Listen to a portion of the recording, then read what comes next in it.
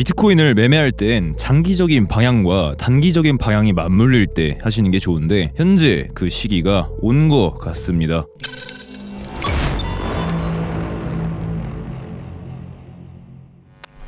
안녕하세요, 제노입니다. 최근 매매를 하신 분들은 다들 공감하시겠지만 비트코인이 되게 무섭게 빠졌었던 적이 있었죠. 그때 알트코인들은 크게 빠지다 보니까 저는 아직까지도 기억이 생생한데요. 하지만 제가 이전 영상에서 비트코인의 조정이 예상되니 염두에 두었으면 좋겠고 매수를 위한 현금 확보를 해두셨으면 좋겠다라는 말씀을 드렸습니다. 남들 다 시즌 종료 소리 나올 때 이 영상을 봐주시는 분들은 과감하게 매수를 했으면 좋겠다라는 말씀도 추가적으로 드렸었죠. 그랬더니 실제로 해당 부분의 이러한 조정이 영상을 올리고 나서 나왔고 비트가 이 정도의 조정을 줄 때 알트코인들은 이렇게 떨어지면서 좀 딥한 하락이 나왔던 것 같습니다. 하지만 제가 말했던 대로 해당 하락은 도망가야 할 하락이 아닌 기회로 받아들여야 하는 조정이자 자리였고 실제 현재 비트코인 차트를 보더라도 상승을 해주고 있는 모습이 보여지죠. 알트들도 똑같이 크게 회복을 해준 것 같습니다. 제 기준에서는 중요한 라인까지 돌파를 해준 것 같은데 이 중요한 라인이 어디인지는 오늘의 관점을 살펴보도록 할게요.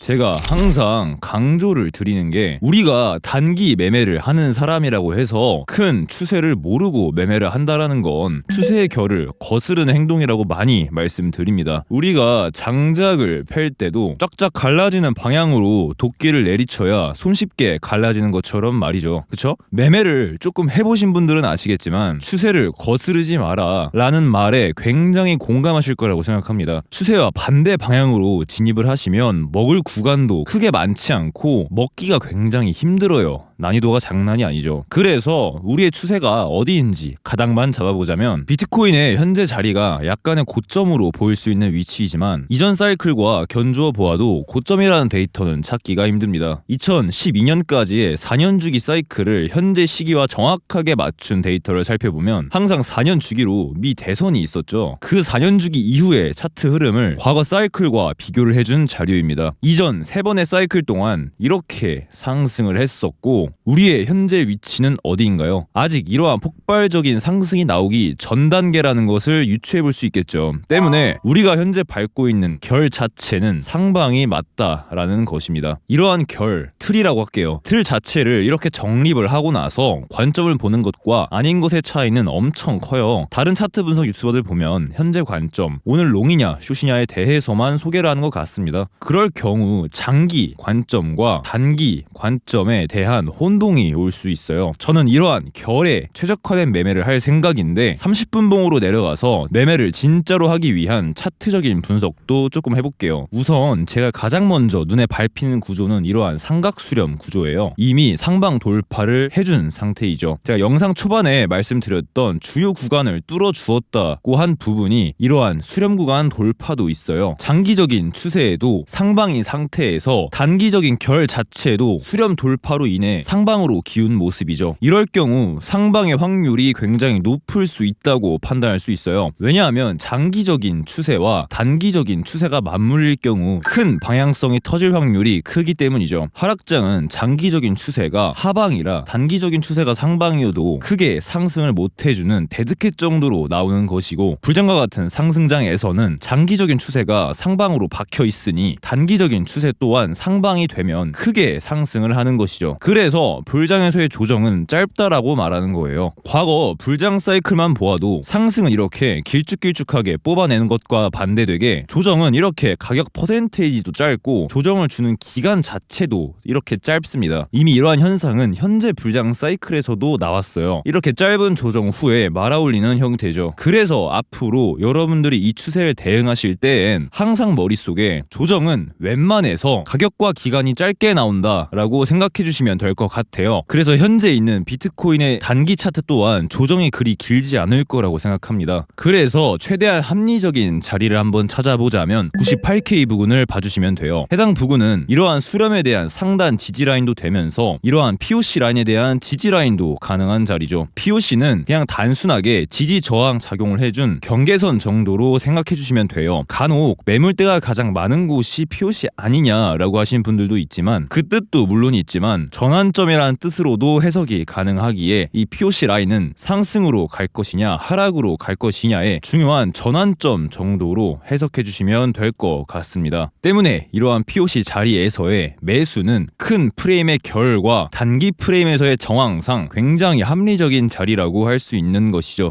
간혹 큰 추세와 단기 추세를 헷갈리시는 분들이 많은 것 같습니다. 가령 내가 2024년 상승장이 올 것을 미리 알고 있었지만 단기적인 조정이 생각되자 밑에서 받을 생각에 전부 팔고 대기를 했는데 안 태워주고 올랐던 경험, 혹은 오래 끌고 가볼 수 있는 포지션임에도 불구하고 단발성 이슈로 인해 본인만의 장기 관점까지 꺾이셨던 경험 한 번쯤은 다들 있으실 거라고 생각해요. 오늘 내용 다 잊어도 이건 꼭 기억해 줬으면 좋겠습니다. 포지션을 처음 들어갔었던 생각과 입절하고 나올 때의 생각이 틀리면 안 돼요. 같아야 돼요. 장기적인 관점을 보고 들어간 포지션을 단기적인 관점에 흔들린다거나 단기적인 관점으로 들어간 포지션을 장기 관점으로 끌고 가려는 욕심들이 아구가 안 맞아 매매 실패로 이어질 확률이 굉장히 높기 때문입니다. 이 문제점들을 가지고 계신 분들이 생각보다 많기에 제가 드리는 말씀이에요. 저는 여러분들이 개미들과 같이 흔들리는 사람이 아닌, 말씀드렸던 것처럼 관점에 대한 기준과 확고함이 있는 사람이었으면 좋겠습니다. 오늘의 영상이 도움이 되셨다면 한 번씩 저점 구독 부탁드릴게요. 제노스입니다.